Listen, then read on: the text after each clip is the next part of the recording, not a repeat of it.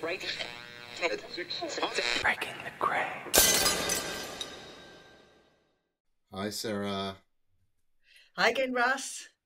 How are you? I was going to say long time no see, but it's not really, is it? I'm good. No. Oh, good. No. Yeah. It isn't. And I'm not even going to say it out loud, but like my hands are in prayer that we don't have what we typically have this season. And I don't think we're going to have it this episode. I think it's going to be smooth sailing. Well, I happen to know you've got your sage burning in the background, so I think we're all right. The gremlins have gone. Yeah. Gremlins are gone. I have sage. For our YouTube channel, that is not a Cheech and Chong hooch. That is actually sage. And we can thank our friend Paul Wood for bringing demons into our lives that I actually need sage to like clear them out, because he and I did a podcast and he's writing a script about the serial killers of Santa Cruz, which we're all familiar with, and I now need sage to clear the demons. Yeah. So anyhow, we're here and we have Deanne back, our favorite. Our favorite, yes, Deanne Deaville, of course. We're so glad to have you back, Deanne. Actually, your podcast is one of our favorites, and it's one that we refer to all the time. Oh, well, I feel so flattered. I'm not sure why that is, but I mean, not that I don't. I know why I'm flattered. I'm not sure why you refer to it.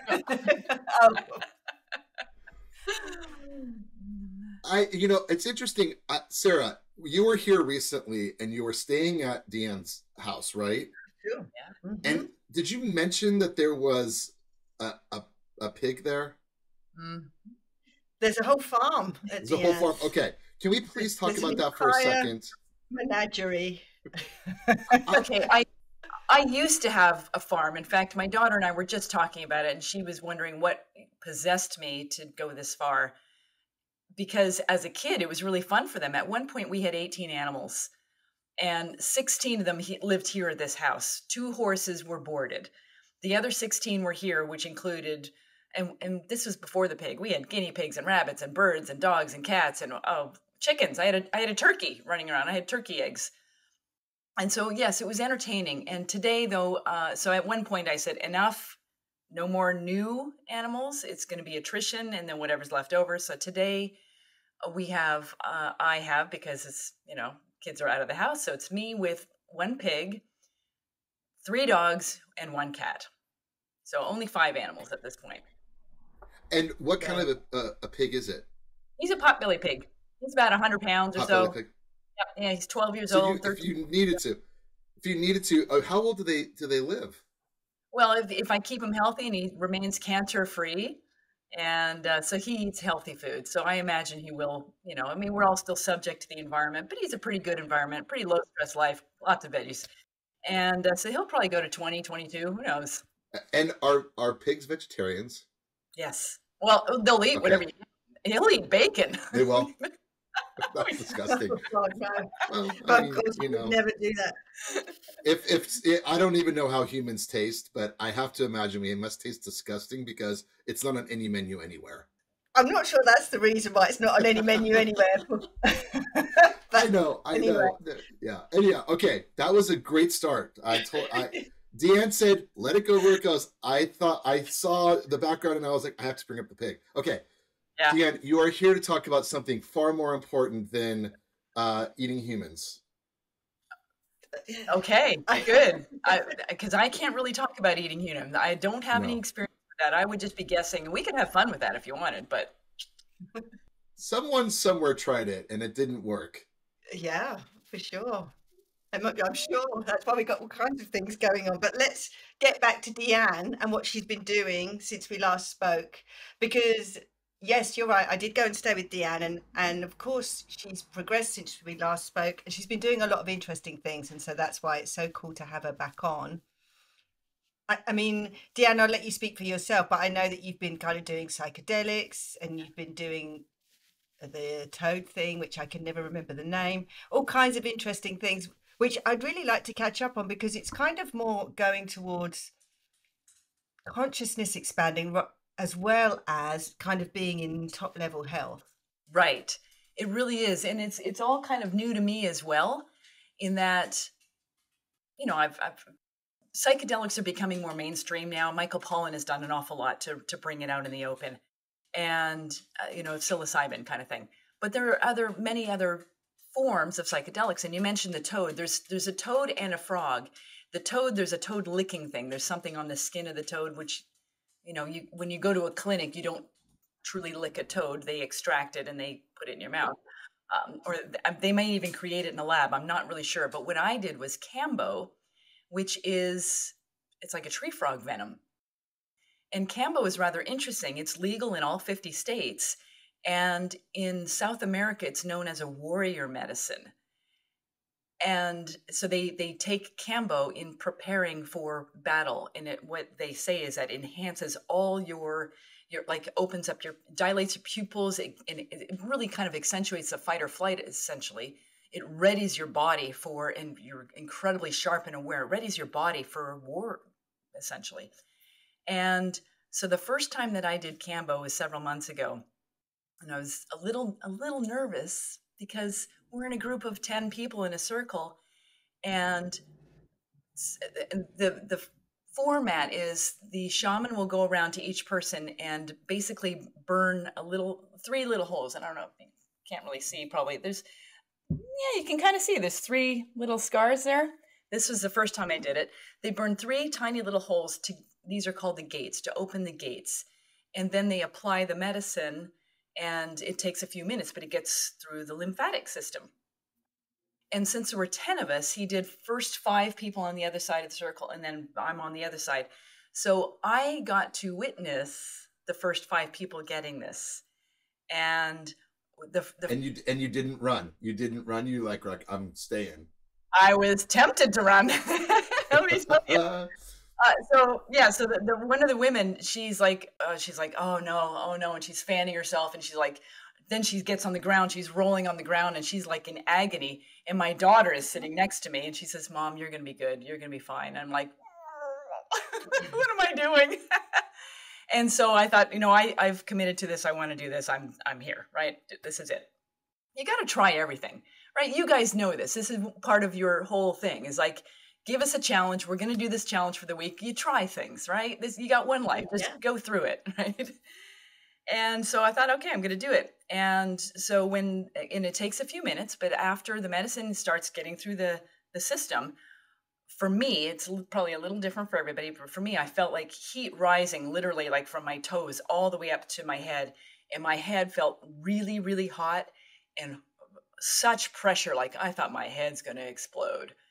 And really hot, and I'm like, oh, all right, and headache, and then my eyes, like I started to lose my vision. Some people don't lose vision at all, and they say, focus on something straight ahead of you. Just have and I was looking at a tree. I'm like, stay focused on this tree, and so my vision really narrowed. And I'm like just staring at this tree. I couldn't see anything else around me. In fact, most everything was kind of turned white. I was pretty much like blind. But I could see this one dot of the tree. It wasn't even green anymore.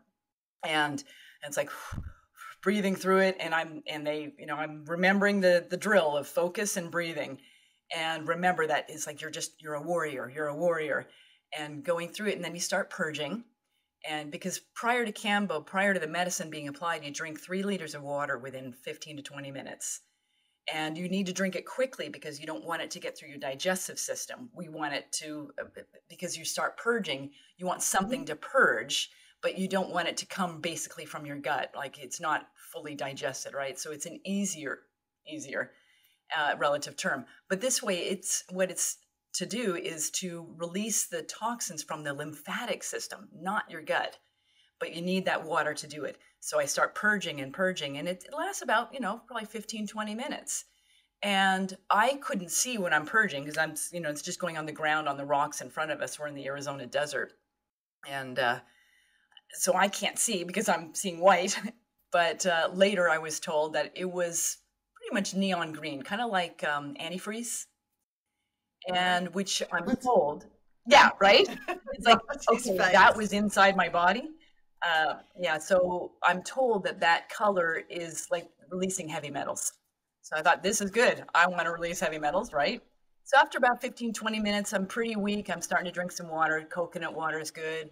And I'm feeling pretty weak and tired. But then after about 10 or 15 minutes after that, I thought, I feel good. Like my vision came back and I could see really clearly, and it's like I felt strong, and I thought, oh, I can see why people do this. And now I've done Cambo several times since, and I don't always have that same experience, but it's rather interesting, and it's not psychedelic whatsoever, not at all. It's just a purging. Have you looked at the science? Have you looked at the science, Deanna, how that might be working, that the toxins are actually draining out of your lymphatic I system? have not found anything really deep on the science. It's more of, who's doing it. But Western medicine is usually the one who does the science, or the biohacker group. So maybe you guys will do the science. It's more this esoteric kind of alternative type of group, and they're not doing the science. They're just saying this has been done for hundreds of years, probably thousands of years. And so I don't know the science, but we know the reports of the benefits. And what's your direct report? What was your experience? Because, you must have felt some positive experience to go back and do it again. I did. Because it sounds quite intense. Yeah, it is very intense. And sometimes I wonder why. It's like when I first get that rush of feeling and that heat, it's like, why am I doing this? Why am I subjecting myself to this and paying for it, like money, let alone paying? Yeah. But I do feel the benefits. I do feel cleaner. There is a release of toxins that I can really genuinely feel. And I've done it 4 times. I'm not sure that it's like, do I need to keep doing it? I don't know. There's people who do it once a month, just as an ongoing thing. I mean, we live in a toxic world, right? So, I don't have any plans at the moment to do it again, but yeah, I'd do it again. Yeah. Wow. Yeah. But That's again, amazing. it's no psychedelic whatsoever. So on the psychedelic side, also at the same time, that it's frequently done with Cambo is ayahuasca, which is plant medicine. Plant medicine's pretty amazing. So come on, we want to hear about the plant medicine. Is it as horrendous? I'm holding up my table like, oh. We're gonna have Deanne purge. We're gonna have this is a purge fest for Deanne. And after this, Sarah and I will purge our childhood traumas. Deanne, so a quick question for you on the Cambo. So why then do they take it for like warrior mode? Like, did you feel invincible? Did you have this invincibility? I did. To you? Absolutely. When it finally passed, and it is a good, 15, 20 minutes. It's the second time, I think it was longer, 30 minutes or something, but it's like, wow, I feel like real true power, right? I mean, I feel like I could just take stuff on. Yeah. It was impressive. It's kind of that euphoric effect, maybe, of getting rid of the toxins. Right. It's kind of a euphoria. It is. It's kind of what doesn't kill you makes you stronger in a way, I suppose. A little bit, maybe. Yeah. So ayahuasca, on the other hand, and I know people that have done it. I psychedelics in me I'm already living in a psychedelic world, so I don't try not to mess with it. But on the ayahuasca side, it is purging as well.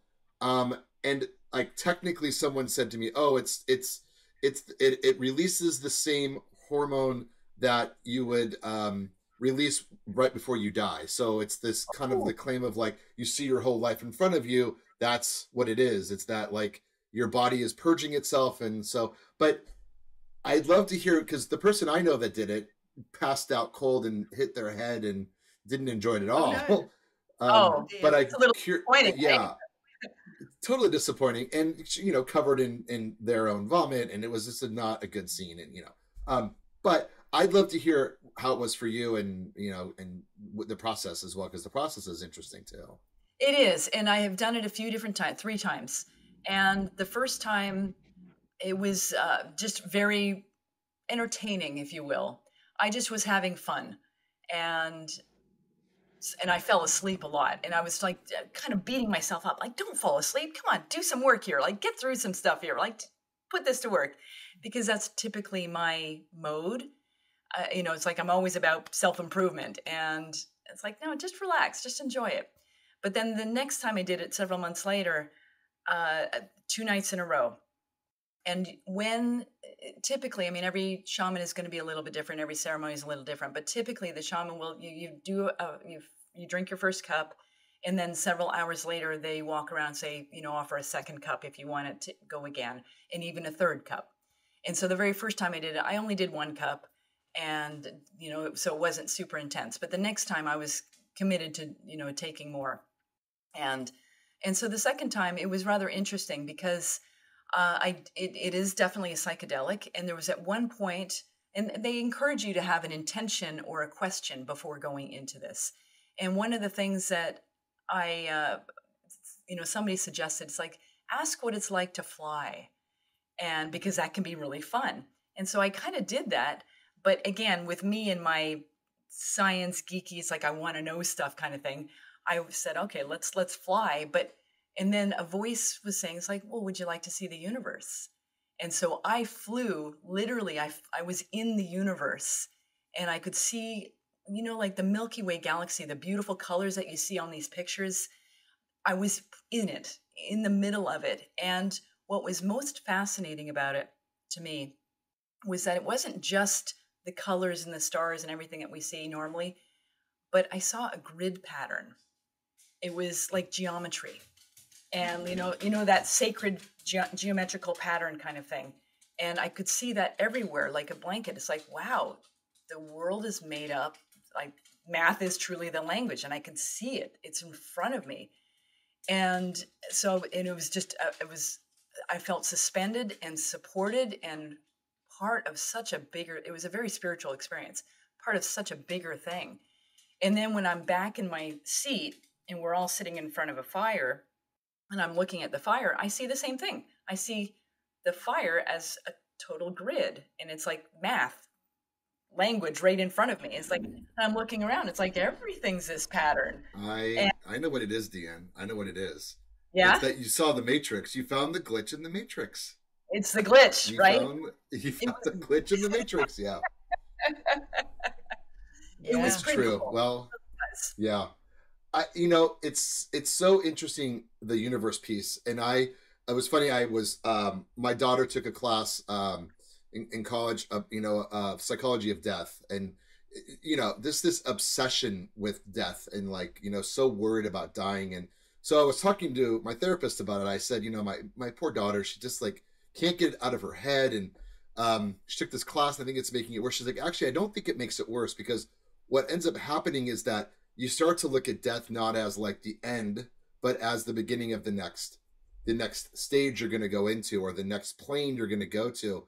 And that's where it gets interesting, because if you look at your life as being, just this thing that you're in now, surrounded by all this negativity and crap that we have and all this other, but this is just one part of a very long history or story that you're gonna live. It's very different. You start to see things very differently than, this momentary negativity or whatever it is that you have. Yeah, and it's an interesting thing that, that we do have this fear of death, but I'm also really wondering, is it truly a fear of death? Because, beyond it, there's the unknown, and we fear the unknown, right? It's not necessarily safe. We don't know what to expect. Yes. But it's also about, when I've talked to a lot of people, especially with cancer, and they're facing the potential of dying, because cancer can be very serious, is that it's really that they haven't lived the life that they wanted to live, and they're afraid of dying before they do. So there's the component of that beyond, and that fear of the beyond, but it's like, wait, but I was supposed to be this great, I was gonna travel the world, right? Here's my bucket list. I haven't done anything on it, and we haven't reached our potential. Yeah, it's the ultimate FOMO, right? Isn't it? Right? The ultimate fear that other people are going to be doing things without you, and that you haven't done the things that you wanted to do. What you're going to leave behind. And we're missing out. And the thing is that day after day, here's another day. What am I going to do today that's toward my bucket list? Or am I just going to keep slogging away at what I've always done, which leads to the tomorrow that I'm fearful that I'm going to die before I get my stuff done? Yeah. So today's a gift. It's, It is. And we talked about this the last time you were on, about, how fortunate you were to dodge, the cancer. And I think that those are very real moments where you're like, okay, what am I going to do differently so that if this was my last day on earth, how will I enjoy it? Right. And, it's hard to live that way, because there are days where you're like, this sucks. I don't really want to do work today. I would rather not do work today. And, but still trying to find that positivity is I think the trick to, rewiring your brain a little bit. Right, right. And that's a challenge, right? And honestly, I think ayahuasca helps with that, as many things do. Meditation is probably the easiest, and yet it's the hardest. You know, it's free. We can sit down and do it at any time. But you know, since I've been meditating for literally 40 years, and I'm still not an expert practice meditator, and I'm not always committing to it, right? Because it's the hardest thing to do, and yet it's the easiest thing to do. To sit down and try to quiet your mind and sit in stillness. And my monkey mind's going. It takes like 20 minutes for it to finally settle down, and it's like, yeah, but now I got to go. I got things to do. Yeah. Right. Well, that's, yeah. But so the totally get that, psychedelics yeah. can help with that, because, and back to the ayahuasca, that when I don't remember if it was the first or the second night when I did the weekend one, but there was a point where after I did the second cup, that there was some clear stuff that wanted to come out of me. And so I started purging, and I didn't purge before when I had the previous times I'd done ayahuasca. And I started purging. I'm like, why? What am I getting rid of? And again, here's me, you know, the self-improvement. I got to get the lesson out of this, right? And so I'm saying, you know, what is this? What am I trying to get rid of here? What am I to release? What's the lesson? And from behind, I felt a very strong female presence just coming up and hugging me and just holding me and supporting me and lovingly just saying, some shit's just not yours. You got to let it go. And it's interesting because I think it was 2 weeks before that, I had done my second Cambo. And the woman who was administering it, she said, I sense a lot of ancestral stuff in you that needs to be released. So that's the Cambo we did, to release ancestral, tribal, like 14 generations kind of thing, going back and releasing some of this stuff that I'm carrying, you know, epigenetics. And that was a hard Cambo. That was really rough. And then after that, you know, a couple weeks later doing this ayahuasca and then feeling this, it's like, wow, okay. You know, what do we know? How much are we carrying that we just think is who we are? It's our personality. That it's, you know, it's old stuff coming through us, right? Yeah. And how do you feel after doing that? I mean, do you actually feel a shift? Because it's one thing to kind of have that awareness in the moment. Yep. But, you know, to carry that through into your day to day, you know, have you been able to do that, to hold that essence and to kind of feel that letting go, if you like? Yeah, to an extent. So the first 10 days, the medicine kind of stays within, and it's an intention, a daily intention to kind of keep on it. And it can last forever, really, if you stay with that intention and that mindfulness about it. You know, but over time, I go back to my old habits. And that's why doing this monthly or having a good, steadfast daily practice is really important, because then it does continue. And there are some days I'm better at it than others. It's still a practice. Do you find after ayahuasca or after Cambo, do you find that you are more sensitive to toxic people in your life? Like, is there something? Yeah, good question. That's why you didn't call me. That's why you didn't call me, Deanne. That's why you didn't call. No, I'm sorry, but like, is there? I mean, it probably becomes very noticeable. I think after therapy too, you're like, sometimes you have a really good therapy session. You're like, I have to purge this person from my life because they are reminding me of this thing constantly. Right, and it does. It really brings it into the forefront, and I am acutely aware now of. And it's interesting to kind of look at, you know, the self saying, well, why do I feel obligated to have this person in my life? If family members are a little tougher because, you know, they're family, right? But there are certain friends or acquaintances. It's like, why? I don't need to have them in my life. Why do I feel this obligation, this tie? Is there some ancestral stuff there? You know, the energies of this person is somebody from my past. I don't know, but it's really, really important to really examine everybody who's in any kind of an influence on you, if they are positively impacting you or draining your energy, and you got to cut them out or reduce the exposure. Yeah. But definitely. Have you done that yourself? I mean, have you been able to do that? Because that's also, you know, easier said than done sometimes. It is, you know, but I've to been kind working of at it. select your community. Yep. Yeah. Yep. I've been working at it, and it's getting better for sure. Yep. And I know, and the other part is like when I'm interacting with them and I know that I'm going into this situation, it's like I just have better boundaries. I'm more aware of it now. Whereas I used to get sucked in and play the role that I thought was expected of me. So I was perpetuating it. And now I recognize that role that I was doing and I'm stepping in as a different person. It's like I don't need to be that. So here I am in a different way. Yeah, there's such an obsession, and Sarah and I just did an interview around movement, and the movement therapy. She was saying that there's this part of it where people feel strange, like how do I look doing it? I don't want to do it. I'm nervous, but like we're so concerned about how other people are going to perceive us that Right. I wonder if Kambo and ayahuasca allow you to stop worrying so much about how people see you. Because you've seen yourself now, you're like, I'm good with this. Like I've seen everything inside and outside, so maybe now I can not worry so much about what everyone else thinks because they're all the messed up people, not me. I'm fine. Right. And I'll tell you, once you decide to become yourself and step into your authentic being, it's like it's so much easier and it's way more fun. Yeah. That's a key.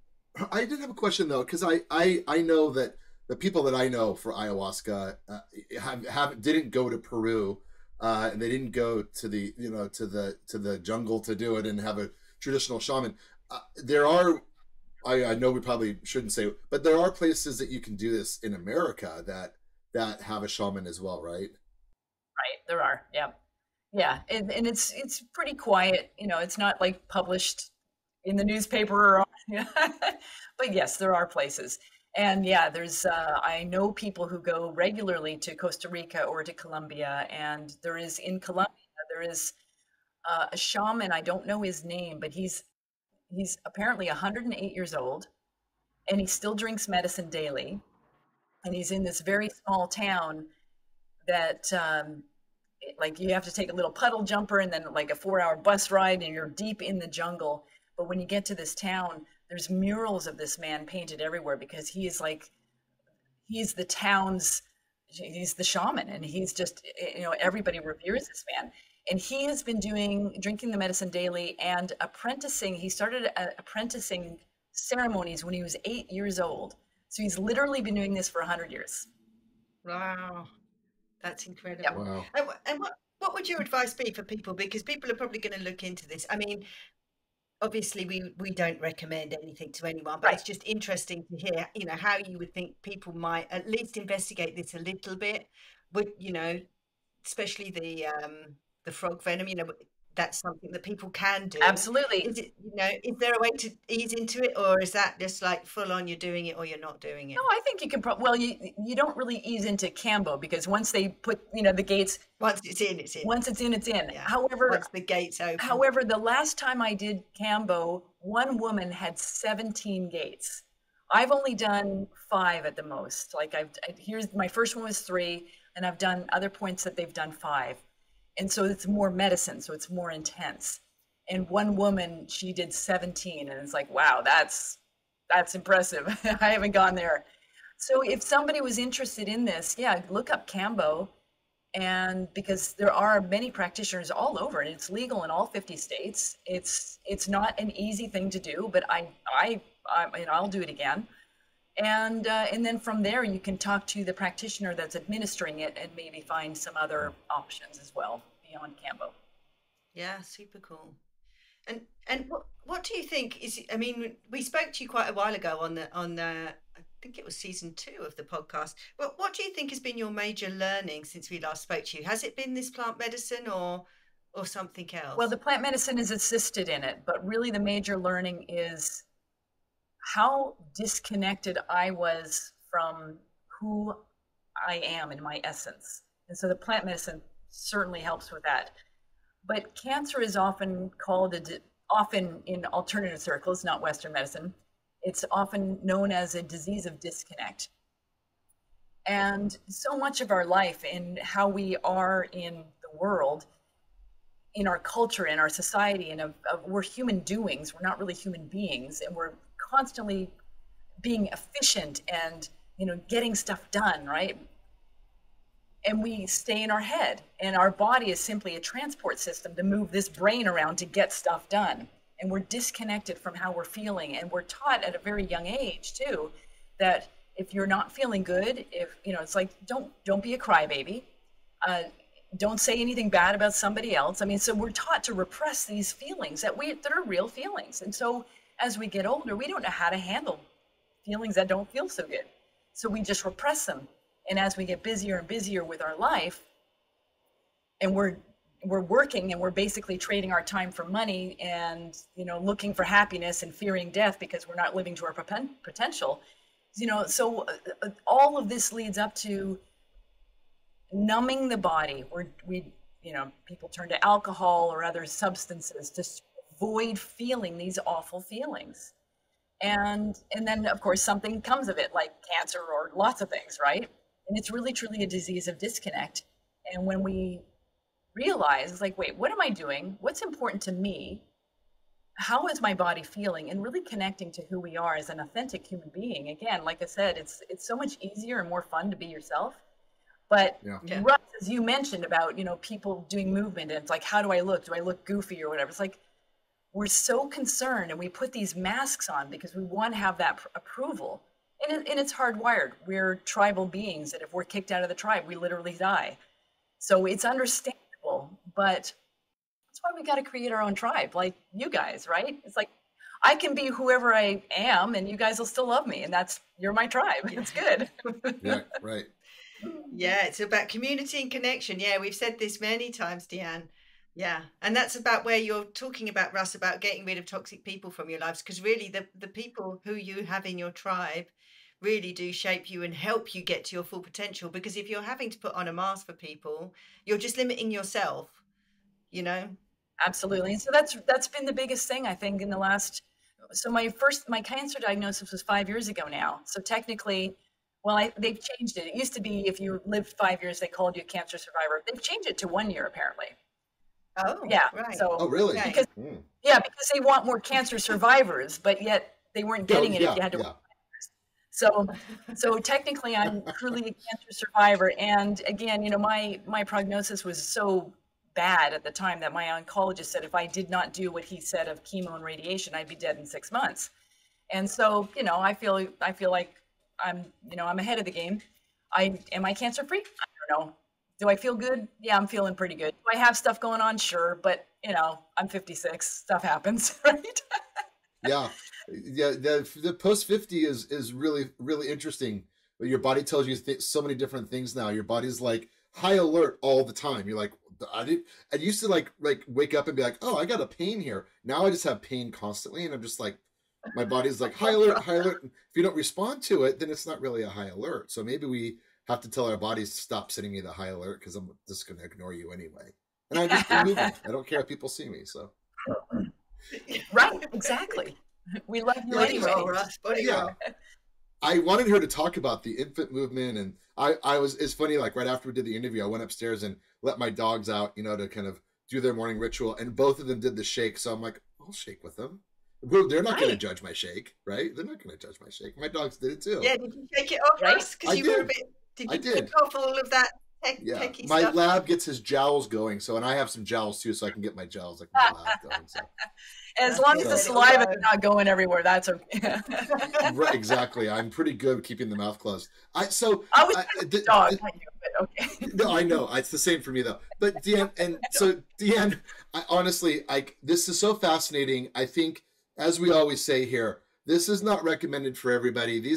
There are things here that some people probably would not be great for them. But I think where you are in your life and why it meant so much to you, I think is the important thing in that. And the findings that you've had from it, I think knowing about the Cambo, going into warrior mode, but also like going into like maybe not full warrior mode, but just going into like recognition mode is awesome. And the ayahuasca thing there's so much about it now.